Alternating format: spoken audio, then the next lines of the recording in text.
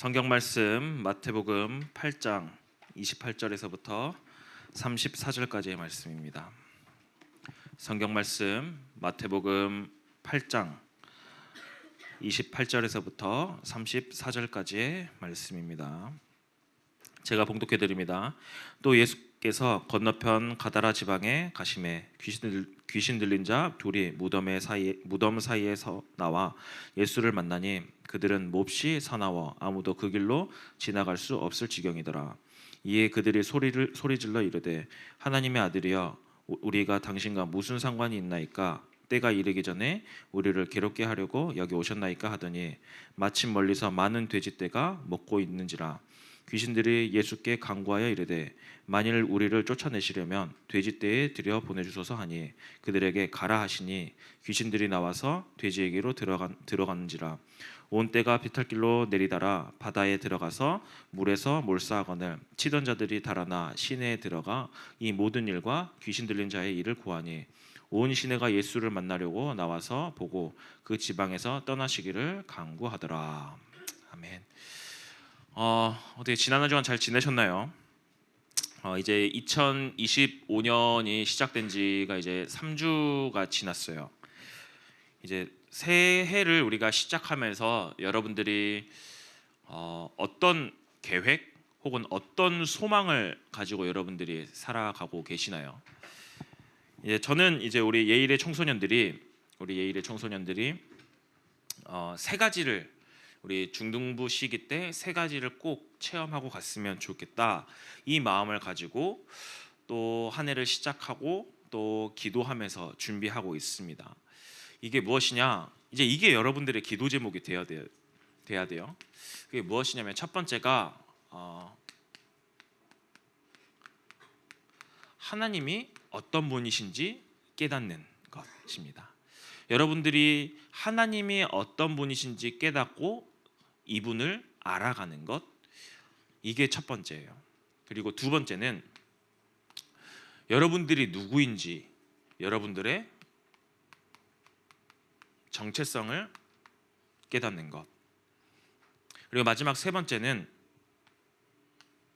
내가 하나님의 자녀고 내가 하나님께서 나를 하나님의 백성으로 부르셨기 때문에 하나님이 약속하셨습니다. 내가 세상 끝날까지 너희와 항상 함께 할 거야.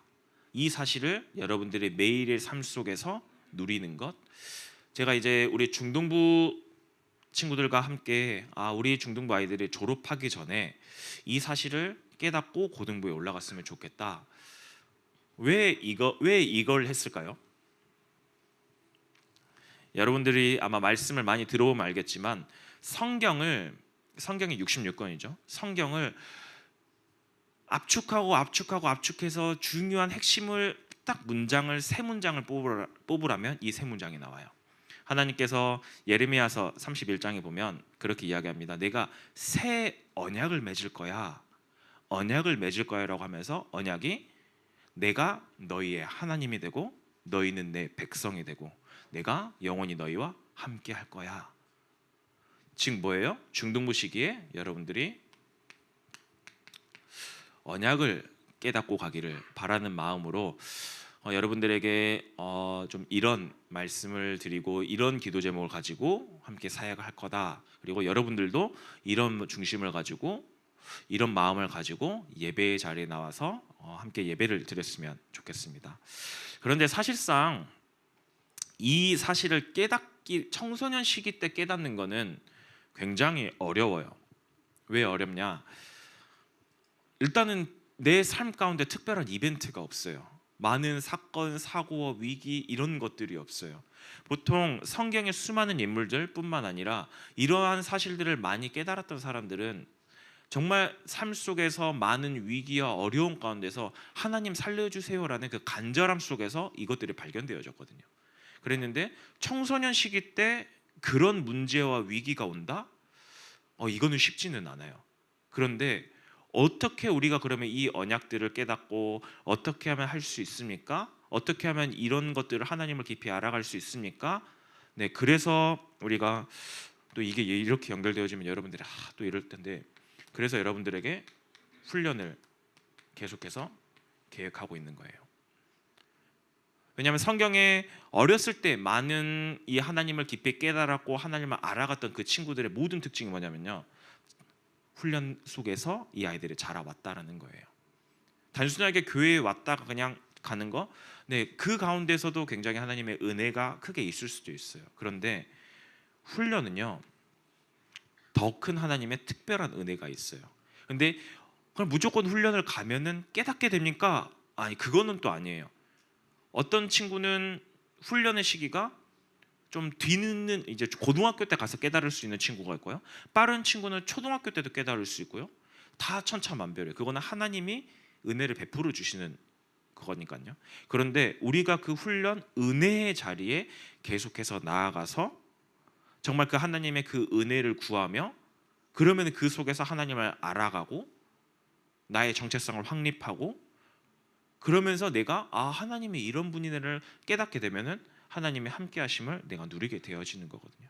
그렇기 때문에 우리 선생님들과 교육자들 비롯해서 많은 부모님들이 계속해서 훈련에 가라고 하는 이유가, 여러분들 마음속에 그러잖아요. 재미없어.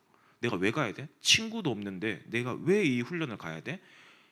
그거를 보고 간다라고 하면 뭐예요? 훈련은 정말 재미없는 거예요. 갈 필요 없는 거예요. 그런데 우리가 수련회를 준비하고 선교 일정을 가고 이 모든 것들을 하는 이유가 뭐예요? 네, 이 언약을 깨닫게끔 하기 위해서예요. 언약을 깨닫는 그 시간이에요.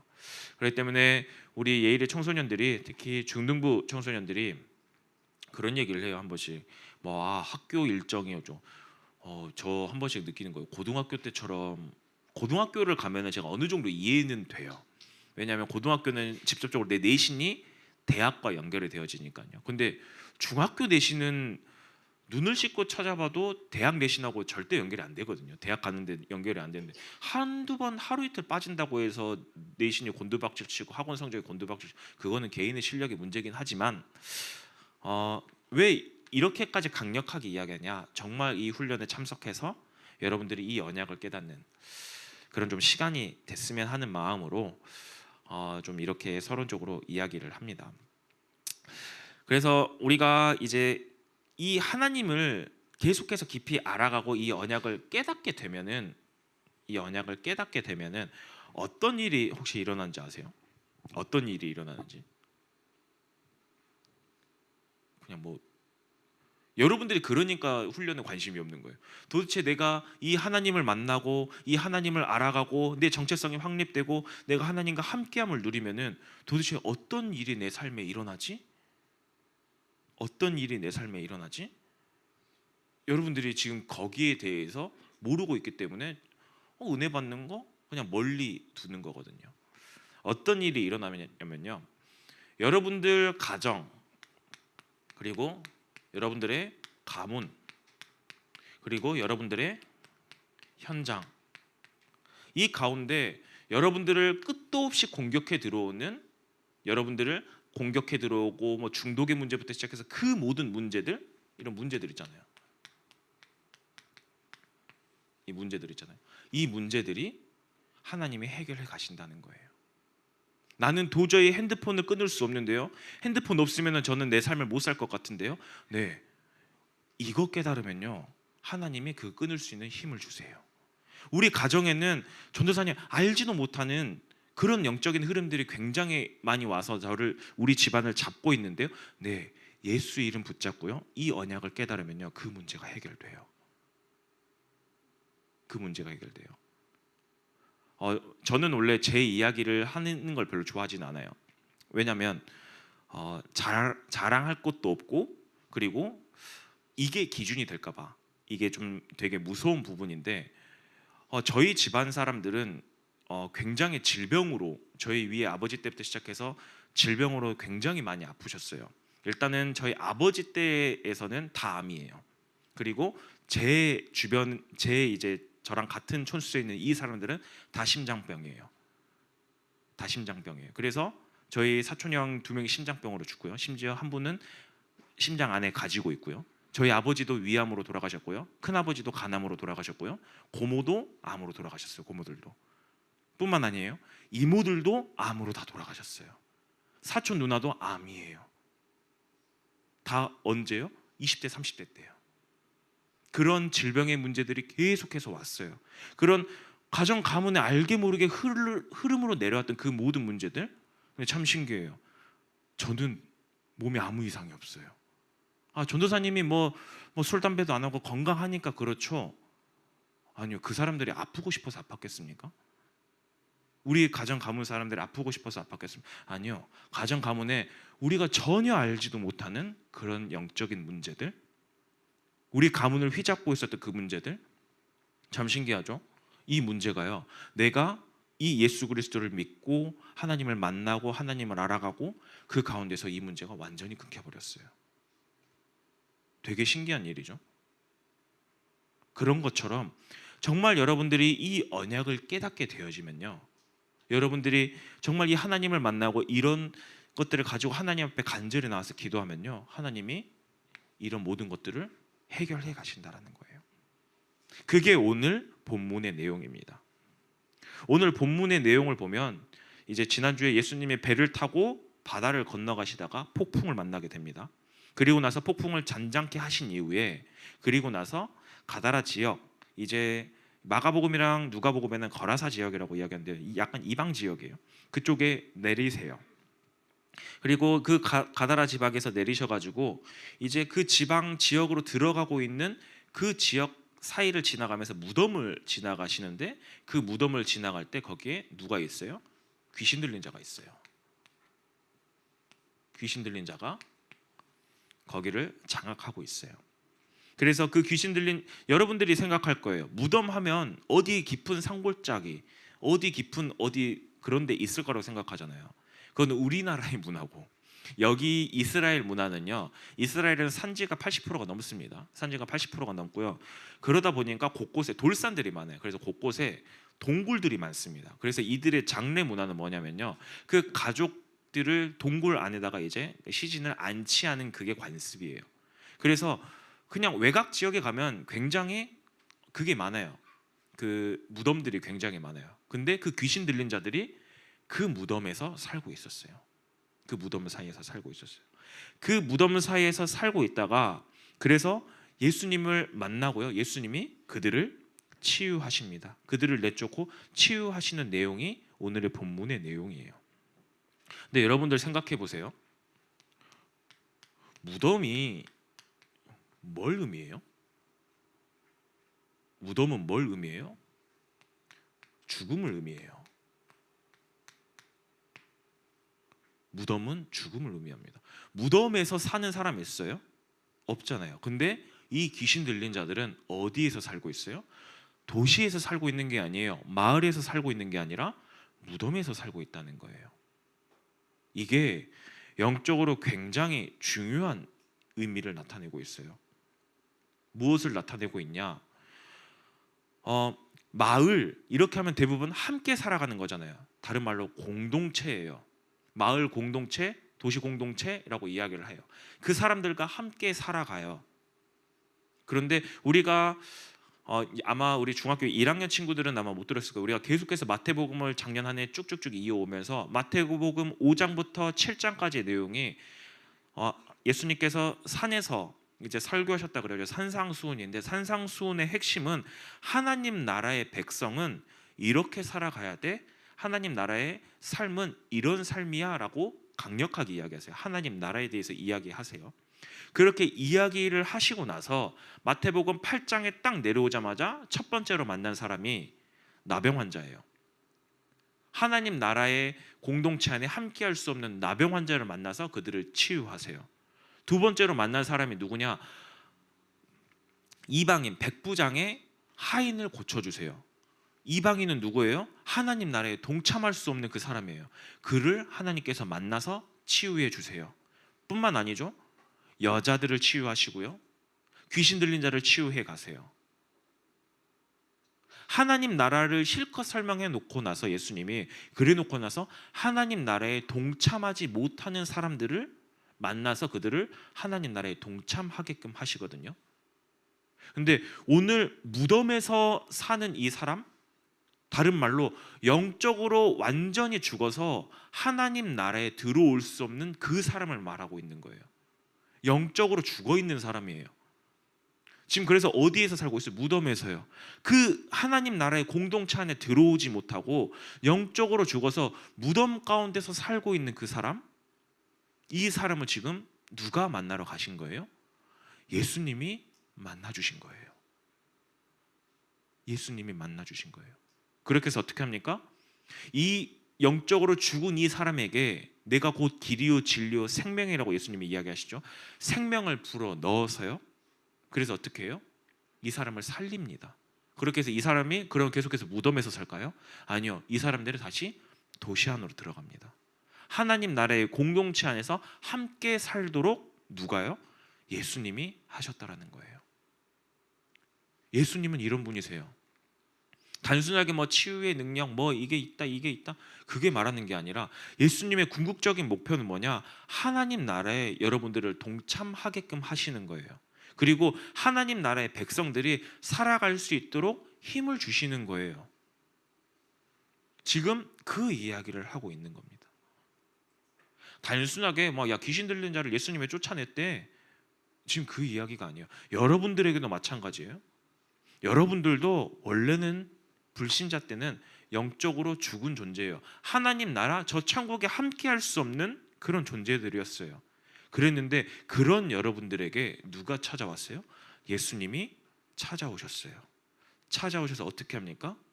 생명을 주셨어요. 생명을 주셔서 어떻게 해요? 너는 더 이상 저 지옥의 배경, 죽음의 배경에서 사는 게 아니라 하나님 나라의 공동체로 들어와 내가 너를 데리고 들어갈 거야. 그 말이 오늘 그 내용이에요. 그 내용이에요. 그런데 이 귀신 들린 자라고 이야기를 하는데 이 귀신 들렸다. 근데 여기서는 막 돼지 떼가 나오고요. 막 귀신 들렸고요. 막 이렇게 이야기가 나오잖아요. 근데 이 귀신이 그냥 귀신이 아니에요.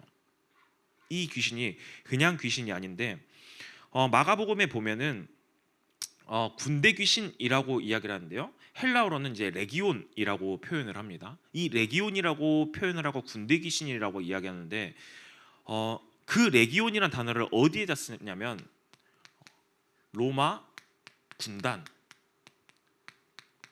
이제 군대 다녀오신 분들은 아실 거예요. 군단이라는 단위가 얼마만큼 큰 단위인지. 근데 이때 당시에 군단은 약 6천 명을 한 개 군단으로 여기고 있습니다. 지금 이 사람들한테 들어가 있는 귀신이 귀신 한 마리가 아니에요. 몇 마리가 들어가 있다고요? 군대 귀신 6천 명이 넘는 귀신이 그 사람 한 명에 들어가 있다라는 거예요. 그런데 이 군대 귀신이란 의미도 단순하게 그냥 군대 귀신 그냥 와 엄청 시달리네 이 의미가 아니에요. 어떤 의미를 가지고 있냐? 다시 앞으로 돌아가세요. 군대 귀신의 의미는 이 모든 것들을 잡고 있는 귀신이란 거예요. 내 가정과 가문과 지역과 내가 있는 모든 현장을 잡고 있는 귀신, 모든 것들을 통틀어서 잡고 있는 귀신을 군대 귀신이라고 이야기를 해요. 지금 근데 이 엄청난 군대 귀신이 딱 한 명 앞에 벌벌 떨고 무릎을 꿇어요. 누구 앞에요? 예수 이름 앞에요. 예수님이 딱 오자마자 벌벌 떨어요.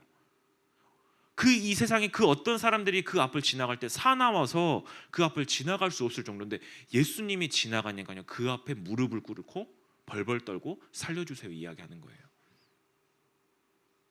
여러분들은 이 예수의 권세를 이름을 가진 자들이에요.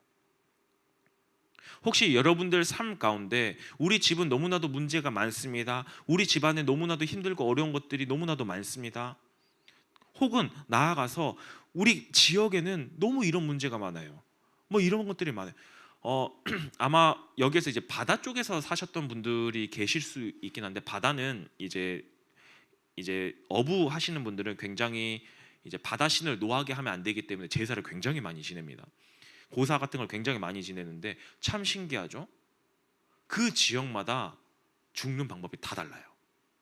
근데 다 통일돼 있어요. 이 지역에서는요 무조건 익사를 해요.